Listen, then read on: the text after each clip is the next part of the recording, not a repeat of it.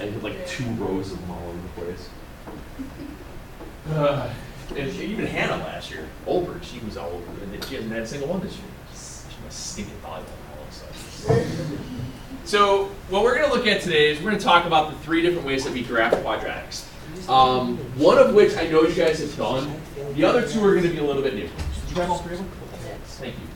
I want to put them up there a little bit. So what we have is what we call the standard form.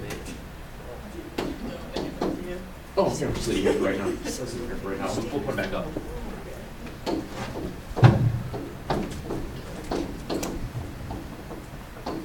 Of a quadratic. We have the standard form of a quadratic is your ax squared plus bx plus c. This is the format that you guys are accustomed to graphing quadratics. This is what you guys did back in Algebra 1, where you would find your axis of symmetry. You would be able to tell if it's up like a cup, down like a frown. You would then go through and find the vertex. You would find a couple of points, and you plot it and go. Nice save. So when we do this kind of stuff,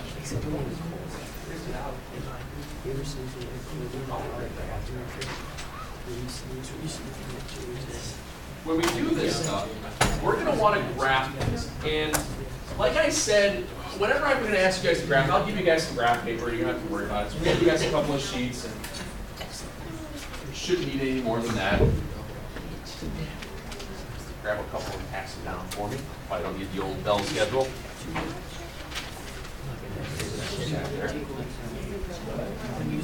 Grab a couple and pass them down. Over exaggerating, stepping over so they don't die. It would be my look, but I'd like, she'd still have a plug-in. I would probably just trip over my, I trip over my feet walking upstairs. I do that too, I fall all the time. I'm like walking, Yeah. I hit my head on everything, I fall, I trip. I hit my head on my car this morning. It's like a trap. I get it, sure. You need to. I was like getting in the car and I hit my head. It's a trap, yeah. So, what I want to do here is remind you guys in how we set this stuff up. Now, this kind of whole summary thing is a big giant blurb of information that you could probably whittle down into some less important stuff. For example, if A is positive, the graph is up like a cup. If A is negative, it is Down like a frown. down like a frown. Convenient that these things rhyme. Do you guys know what I mean by this thing called an axis of symmetry? What is it? It's where one side goes in and the other side comes out. Okay. It's So- like the It's like lowest point. reflection. Yes, that's what I was going for. All parabolas have this axis of symmetry through the vertex. It means basically the parabola can fold in on itself and create just a singular curve. So, yeah, it's actually a ray. Think about it, it's a curved ray. Whatever. You get this axis of symmetry.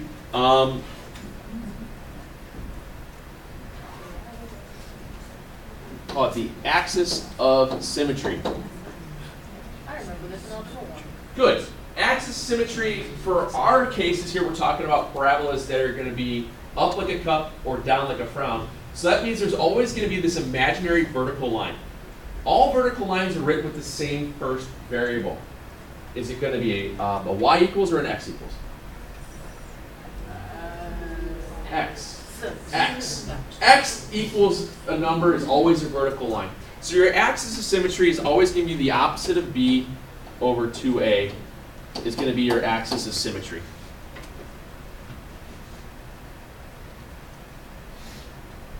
And what's nice is that your vertex of every parabola, no matter where it is, your vertex lies dun, dun, dun, on that axis of symmetry, which means the x-coordinate for the vertex of your parabola will always be the x value of your axis of symmetry.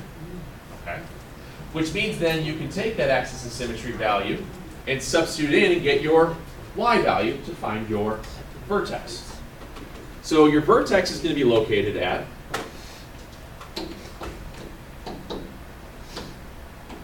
the opposite of b over 2a, comma, y. That opposite of b over 2a is your x-coordinate of your vertex. Always. And then when we start to plot these things, what we're going to do is we're going to plot very easy ordered pairs with one on each side of the vertex, just so that we know which direction or how wide or how narrow your parabola is open. It's relatively simple, okay? Relatively simple. So let's do an example. Let's graph y equals 2x squared minus 8x plus 6.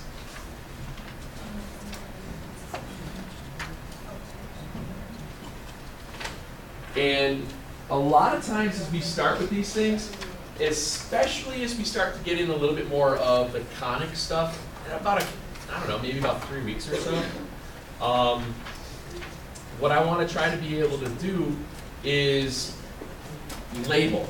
And it's kind of, it's not totally needed, but the more information I put down in front of me as far as what A, B, and C are, the less likelihood I'm going to make a stupid mistake. Okay, it's just one of those things. I always label it. I'm a little over label-y, if that makes any sense. A is 2, B is -8, and C is 6. Okay. So just by looking at that, the equation itself, the 2x squared minus 8x plus 6, I know right away what direction is it opening. Up. And why is it opening up like a cup? A is positive. So I know that I can do this right away and make a little up like a cup symbol, because then when I go to graph stuff, if I accidentally get a point that's going to be below where my vertex is, that means I done goofed by putting in the signs incorrectly in my calculator. Does that make sense? Because you see it all the time. Kids will sit there and they'll draw a parabola, and then all of a sudden they'll plot their point here, and they'll put one here, and they'll put one here, and then they draw it like this. That doesn't look like a parabola. But in their mind, they're like, oh, it must be right, because that's what it said. So that's why if you give yourself a little fair warning of the direction things are going, it's easier on you later. That way you can kind of say, oh, look, it's at least pointing up, so I'm like halfway there. So now we do the axis of symmetry. Opposite of b over 2a. So what's the opposite of -8?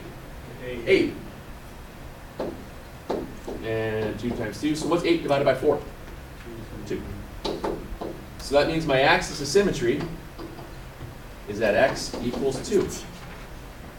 Do you remember if axis of symmetry from algebra 1 was a solid or a dotted line? It's dotted. And why do we dot it? Yeah, it's not technically there. It's just there to help us for the visual. There you go. One dotted line at 2. Ooh, are we going to do parabolas that are turned left and right? Yeah. Yeah. It's cool. Is a parabola, for $1 million, is a parabola turned facing to the right a function? No. Why? Because it has The pencil rule. All right, you win $1 million. Let me give you $1 million. Doesn't need to be always related? Nope. People recycle heathens. So knowing that the axis of symmetry is at 2, that also means that my vertex is going to lie at the ordered pair of 2, comma something. How do you figure out the something? What are you doing, electrical work? Charging your Chromebook? Substitute. Substitute. So it's 2 squared minus 8 times 2 plus 6. That's it. So 2 squared is? 4 times 2 is? 8 minus 16 is? Negative 8 plus 6 is? There's my vertex. Now, could you have also done this?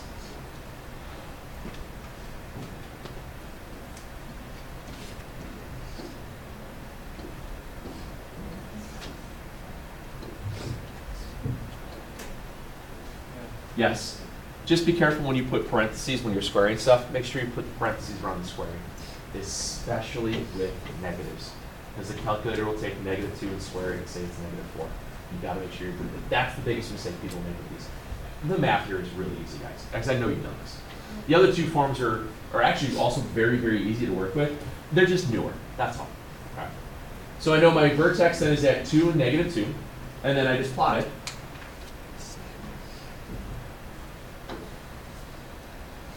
And now I want to pick a couple of pick a point on either side and just resubstitute in to get the next ordered pair. So, what's the next point to the right? 3, -2. Okay, technically you're right, 3, -2. But if I just want to pick the next x value to the right, just be 3. So I'm going to do the exact same thing here with a 3.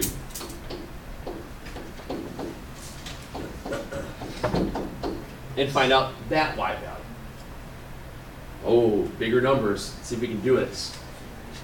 3 squared 9, times 2. 18, 18 minus 24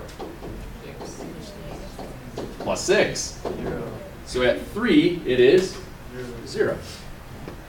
Which means at 1, it is also 0.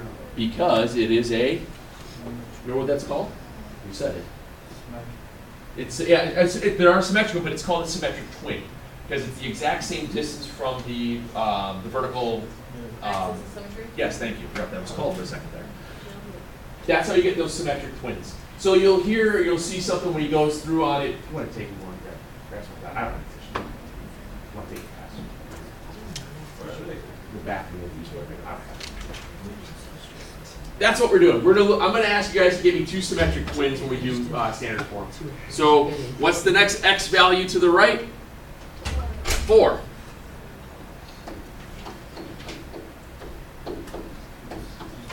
2 over 1.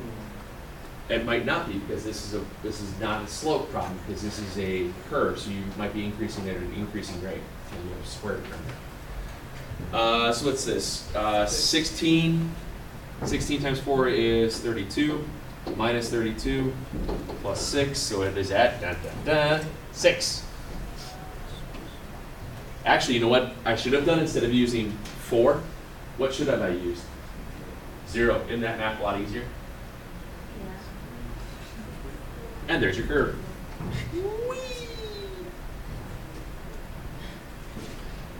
Ooh, here's a tricky thing. That vertex, is that going to be a maximum point or a minimum point for this curve? Minimum. Why? It's at the bottom. So when you're up like a cup, you're always going to have a minimum at the vertex. So this vertex is technically called the minimum. All right? It's down like the vertex is the maximum. Correct. When it's down like a frown, the vertex is going to be a maximum. You guys have all done that before, right? Oh, I'm sorry. So I'm assuming this whole first one, this is all review, correct? Okay. So let's talk about the 2 other forms. The 2 other forms that we use are going to be what we call vertex form. And we'll do them one at a time here. We have what's called vertex form.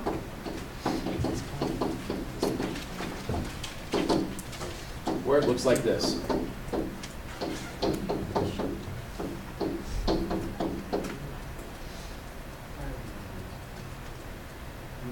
I don't know if you guys did vertex form or not.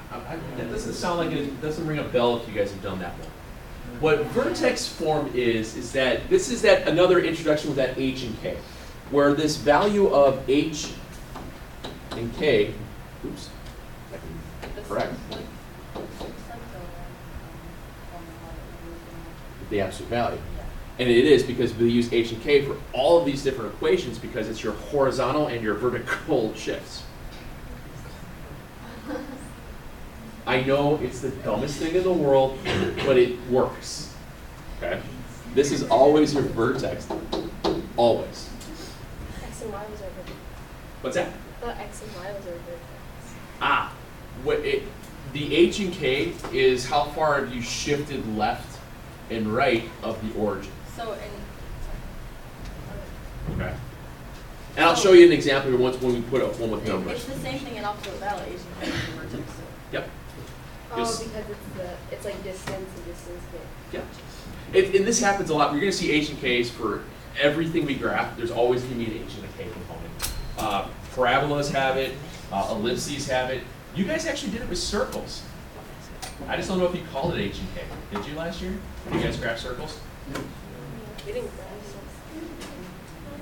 I don't know if you did or not. Where you had the center, or you might have had it where the equation was x minus something quantity squared, and then plus y minus something quantity squared, where those two. H and K sounds That might have been the first time you did it. It's possible. If A is positive, what do you think it's going to do? Yeah, same thing. It's still up like a cup, which means it's a minimum.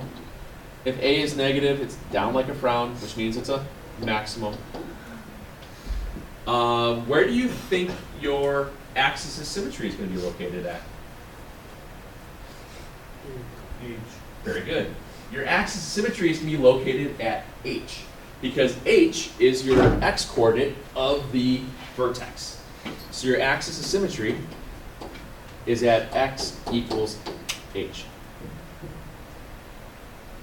So what happens if within the parentheses it said x minus 3 quantity squared? Where would be your H value? 3. If it said x plus 4, it would be, does it change the signs with the k's though? No. Just remember that. Yeah. If H equals X, does that mean that H equals negative B over 2A? If you want to get into that, yes. You can convert this into standard form just by. No, I was just like clarifying.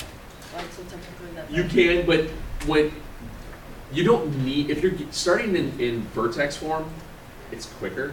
You don't need to go to standard form, but it does work if you go through all of that. Yeah, it will work. Because yeah, H would be, because since H is the X, that means it has to be the opposite of B over 2A, which means you could figure all that out. Plus, if you FOIL this, distribute the A, add the K, it creates standard form. I mean, I wouldn't do that. I was just saying how they like relate. Yeah, no, that works. Can I give you an example of this real quick? All right. So let's say we have y equals negative 2 x plus 4 quantity squared minus 3.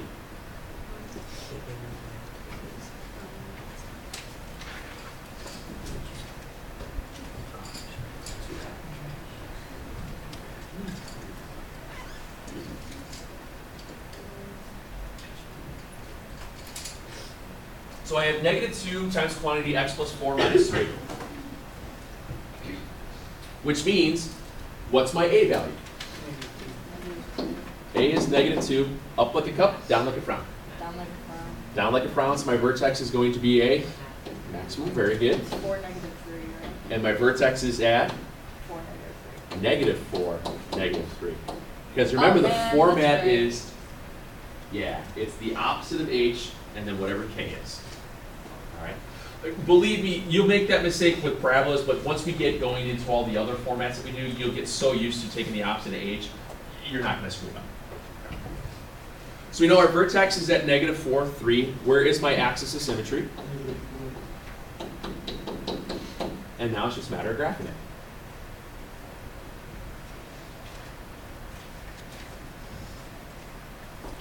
This over here with space.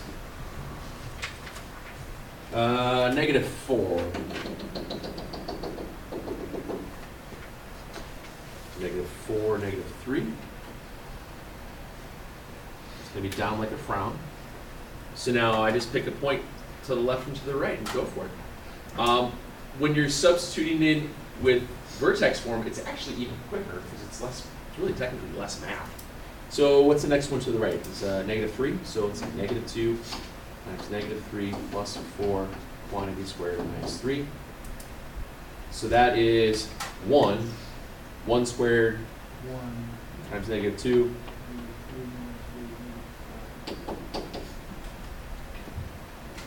which means twin.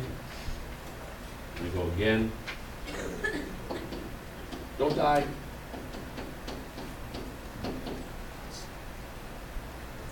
What is that? Negative. becomes -8, so I fall off the graph. Ah! Wait. When you're, Okay, then I fell off the graph. Ladies and gentlemen, jokes don't get as bad. I'm sorry. You like many of you can attest. You can, you know, you've had me before, and/or you can ask siblings. It doesn't get better. it's like, oh, Vertex form. Stinking easy. Sir. Oh, I thought you had a question. I thought you had a question. Never mind. Okay, what do we got? On the equation, why did you get y equals -5? Well, I know that that's like where the point is, Mhm. right? Yeah, all I'm doing here is picking the next points to the right, or I can pick points to the left to get the symmetric twins. I'm always going to pick 2 points after the axis of symmetry on either side, whichever one I want. It's usually easier to pick the next 2 consecutive points of x, because if I pick 0, I could fall way down off of my graph. At least these points, I run a pretty decent risk of them fitting. That's all. That's the only reason why I choose that. I mean, like the other one, I could have picked 0, but I didn't because I forgot. Here, I'm a little too far away from 0 to make it worth my while. Okay. So your new book, these are the only 2 forms that they ever show you, which I think is kind of silly because the third form is intercept form. And intercept form is so nice to know because it's going to help us tremendously when we start talking about polynomials and polynomial division and all that in what's called synthetic division later on in chapter. I think it's after this. After we do conics, we do polynomials, and then math becomes crazy when we start doing stuff like that. Divided by imaginary numbers, it's awesome. It's great. I'm graphing imaginary right now. It's so pretty.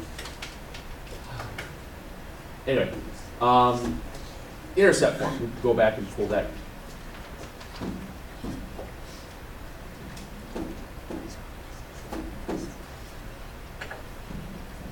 Intercept form.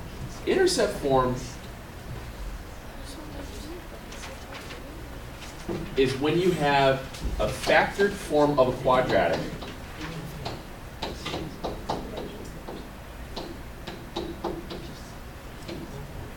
so what I want you to think of,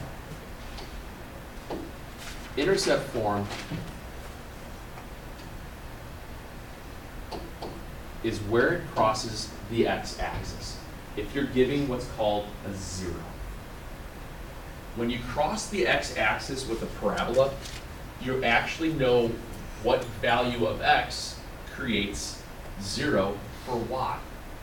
That's what intercepts do. That's when you guys have solved quadratic equations in the past, you'd factor them, set it equal to 0, and you'd set both terms equal to 0. That's what you call the zeros of the equation. You can graph parabolas via their zeros because the zeros themselves, since they're both crossing the x-axis, they're always going to be equidistant to the axis of symmetry. So technically we are doing midpoint today. See, type back in there. Because when you have zeros, the midpoint of it is always your axis of symmetry. So if you have zeros at 4 and -2, what's the average of 4 and -2? 2. Why is it 2? Well, that's the half. It's 1, because you have to divide it out there. Remember, you add them together and cut it in half. So 4 and -2, bless you, is 2. Half of 2 is 1. So your axis of symmetry would be at 1 because 1 is 3 away from 4, and it's 3 away from -2. So graphing via zeros is so easy to work with. All right. So again, these values here, this P, what they call P and Q, these are the zeros of the quadratic. It's where it crosses the x-axis. And the axis of symmetry is always the midpoint of those 2 values. The average of the average of those.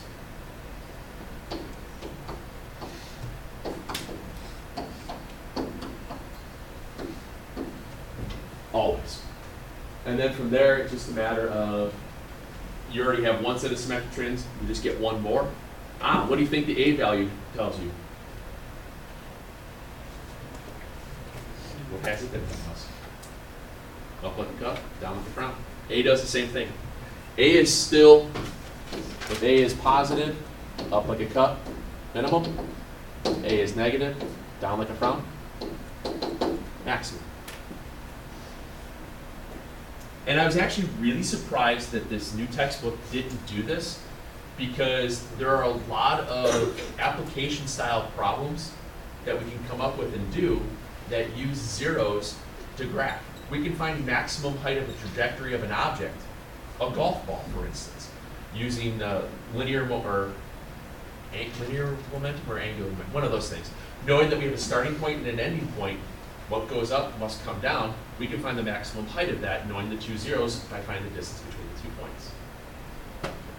So if you know you're starting at 0, you hit a 7 iron. What do you hit a 7 iron? 160? Exactly. So you're Actually 150. I cranked mine about 180, so there. So if it goes straight, it's even better. What about a draw? I'm lucky if I could hit that. No, I fade so much. It's awful. But the idea Sawyer is, plays a fade.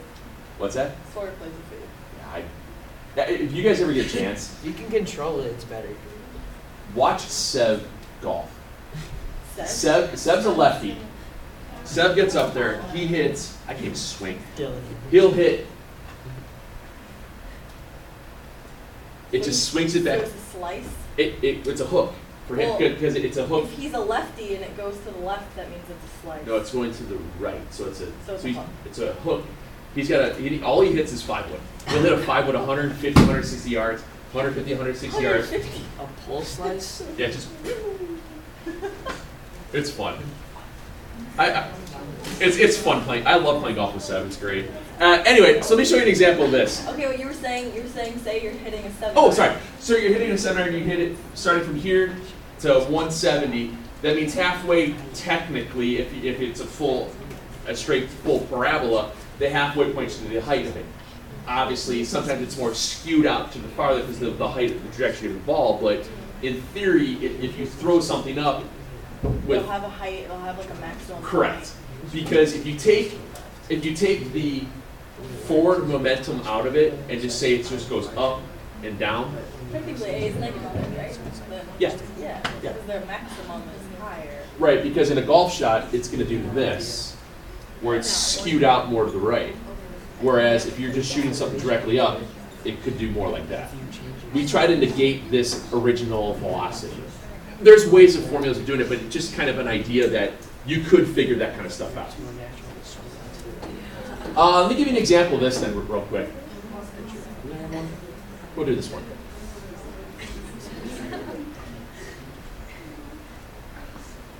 No, I don't want to do it. This one's awful.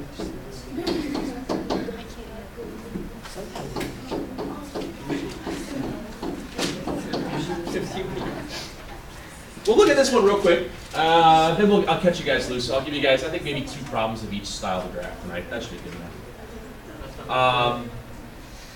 So again, this case, we're graphing it via their intercepts.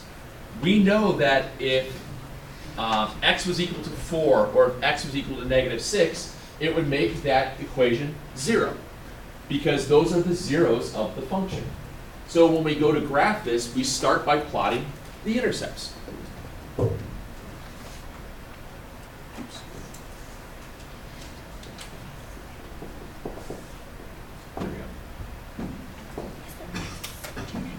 So my A is 2, which means it's up like a cup. It's a minimum.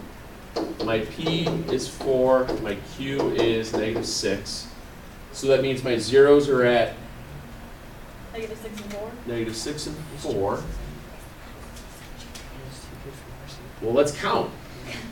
1 little, 2 little, 3 little spots, 4 little, 5 little, 6 little spots, 7 little, 8 little, 9 little spots, 10 total spots. What's half of 10? 5. 5. So let's go back. 1 little, 2 little, 3 little spots, 4 little, 5. So our axis of symmetry is that x equals -1. Which means my vertex is going to be at -1 comma something.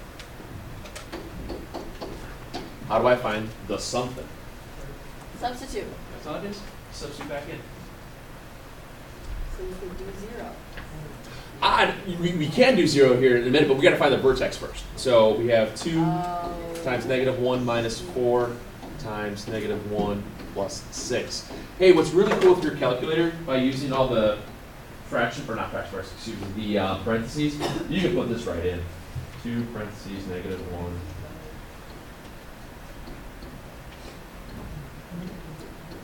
No math needed. Is it really at -50? Oops. Okay.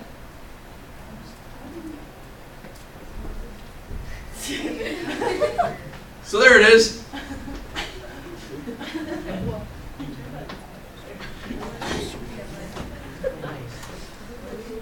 And you get the idea, right?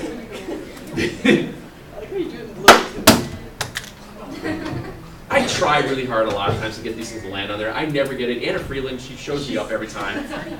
It's not even funny. She just walks up and just throws it up there. Like, sure. So let's do this. What I want you guys to do tonight, I think we only need to do about 6 of these. Let me pull this up here and let me change the format so you guys can actually open this. Is this the old book? It's the old book stuff, yeah, and I'll put it on here. You're so right.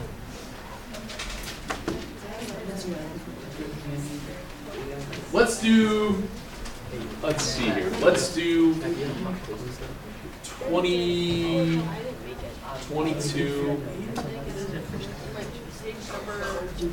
This is it's 253. I'll have it tabbed out because when you click the tab, you'll be able to pull this through here.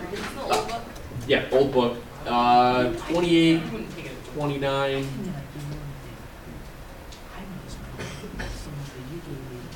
34, 36. And then I want to see if you guys can do this. I'm going to give you a couple of the algebra ones at the bottom here. Whoa. What I'd like you to do is I want you to see if you can figure out how you can rewrite intercept form or vertex form into standard form, just for algebra practice, just for trying to get your minds back to the idea of trying to do that. So let's do 41, 44. That's enough. Let's do 2 of them. Just to get. So we got 8 of those. These last 2 are not graphing. I want you to write those into standard form, which means you're going to turn it into that ax squared plus bx plus c. And we're going to use this tonight. This is old book, and as of right now, from what I was told, that it'll be this 5.1. I'll put the problems right here, and you just scroll through. It's on the page here. You go through it. You can save the graph paper. The 6 problems you guys have to graph. Use the graph paper that I gave you. Okay? I think you guys had extra graph paper, right? And then I'll change the format so you guys can open all those here next hour during my planning period, and I'll put in the problem numbers off to the side. Is that good? All right. If it doesn't open by 4th hour, email me, let me know, and I will double check that I didn't press the wrong button. But I thought those were all. Anybody can click, I thought. Oh well. So let's see. These are. I never heard that. This is a bad idea. Oh, You knew that was going to happen. I knew them.